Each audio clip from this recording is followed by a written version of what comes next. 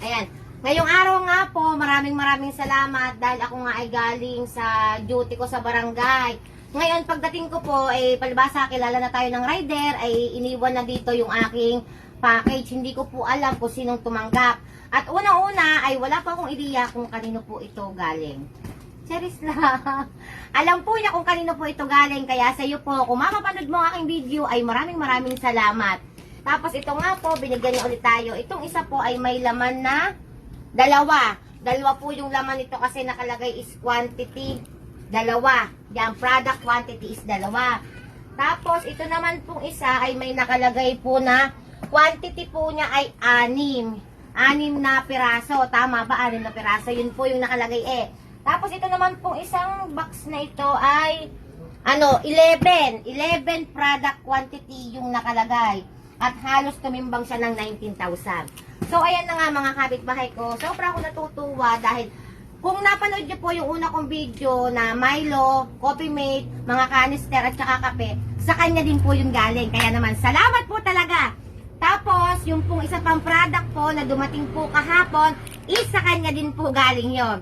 Hindi ko pa lang po siya nabibidyohan at ang laman po niya ay tinapay kasi inopen na po natin siya at tinapay nga po yung laman po niya. So, ayan na nga po. Tapos po ngayon, ito ang laman niya ay titingnan pa po natin mamaya.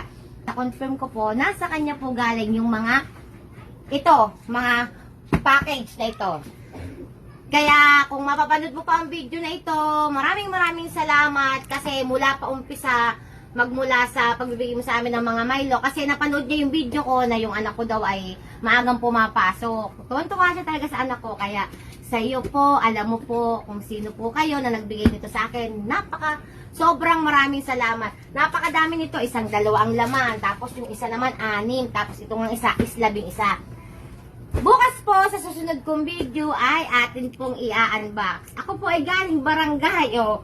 Naka-duty po ako sa barangay pero magbo-voice over lang po. Sana ako ay natagpuan ko ito sa mismong bahay namin. Siguro ay tinanggap ng aking pamangkin. Kaya bukas po malalaman po natin kung ano po ang laman nito. At sa kanya po na nagbigay sa akin ito para sa aking mga anak ay maraming salamat.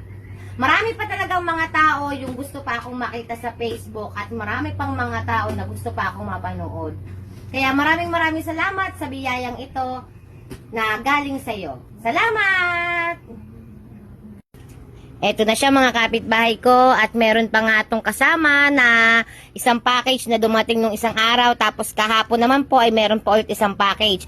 5 package na po ito na natanggap natin. Marami pong salamat sa inyo and God bless!